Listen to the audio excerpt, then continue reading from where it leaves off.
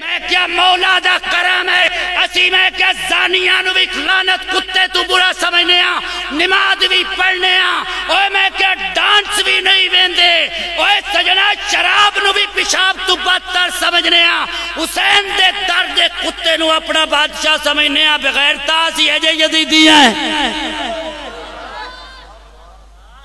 او بغیرت ملا کنجر ملا اور راندی کمائی کھان والے سورا اجے سانو آنا ہے یزیدی نے تو یزید دا پتر ہیں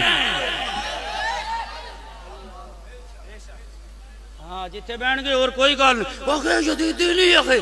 میں کہا کہ میں یزید دی تعریف کر دینے میں کہا لانتی سور دے پترہ کوڑ کا پہ مارنا ہے اسی تے امام حسین دے در دے کتے دے پیشاب نو یزید نالو چنگا سمجھنے ہیں اور مختار احمد تینوں سمجھ آئیے سونے میرا پرانا سنگی ہے تو سارے مطمئن ہو سونے ہوں اگر مطمئن ہو تو ہاتھ چوک کے سبحان اللہ کو میں زیارت کروں تو ایک کیا ہے کو دلیاں دا بادشاہ نہ بیچ بڑیا بیٹھا ہوئے یار زندہ اے محمد اقبال وہ دے ذریعے میں پہلی بار یہ تھے کوئی 15-20 سال ہو گئے وہ ماٹ نہیں آیا سا ادھوں دے زخم لگے اجے نہیں کئیاں دے میٹے آخر دعوانا الحمدللہ رب العالمین